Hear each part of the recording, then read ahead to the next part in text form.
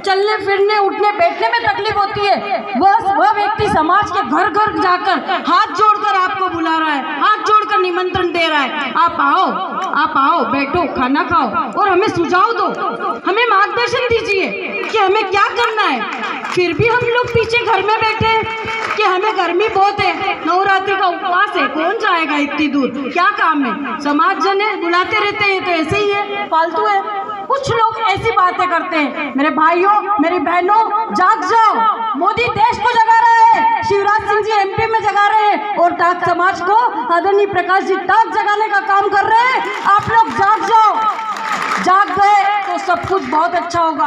आने वाली पीढ़ी, जो हमारे बच्चे हैं छोटे छोटे, वो याद करेंगे कि हमारे लिए हमारे पूर्वज कुछ करके गए हैं। मैं आदरणीय भाई साहब से निवेदन करूंगी कि अगर आप जमीन दूसरी देखना चाहें तो तत्काल देखें, नहीं देखे तो आप तो अगले महीने ही यहाँ पर ओपनिंग शुरू कर दें निर्माण कार्य का।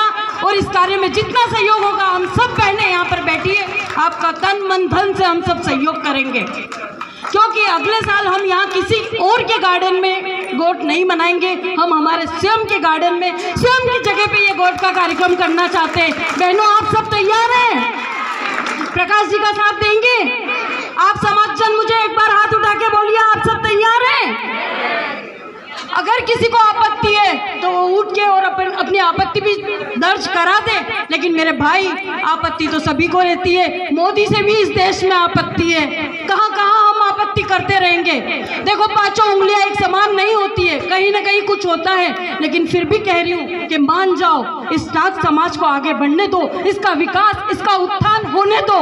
ऐसा समाज अध्यक्ष आपको दोबारा नहीं मिलेगा। उसी अध्यक्ष के कारण मैंने इस पद पर हाँ करी है, वरना मुझे बिल्कुल समय नहीं था इस पद पर बैठने के लिए।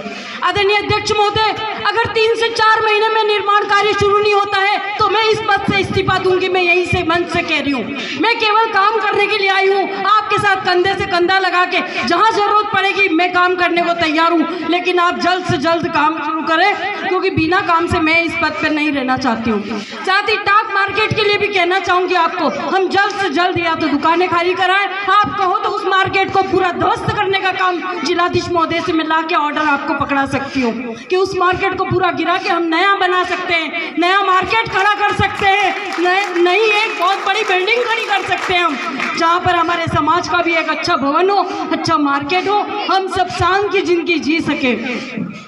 मेरे भाइयों, मेरी बहनों, आज फिर भी हमारी उपस्थिति बहुत कम है। दुख है हमें, छोटा सा समाज है हमारा, फिर भी हम बिखरे बिखरे हैं, फिर भी हम बिल्कुल इधर उधर जा रहे हैं। क्यों?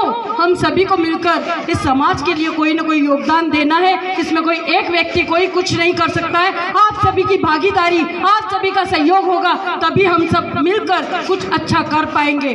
एक बार पुनः इतने अच्छे आयोजन रखने के लिए मैं भाई प्रकाश जी टाक को बहुत बहुत धन्यवाद देती हूँ और बहुत बहुत बधाई देती हूँ और पुनः याद दिलाती हूँ कि अगले साल आने वाले वर्ष हमारे गार्डन में ये कार्यक्रम हो।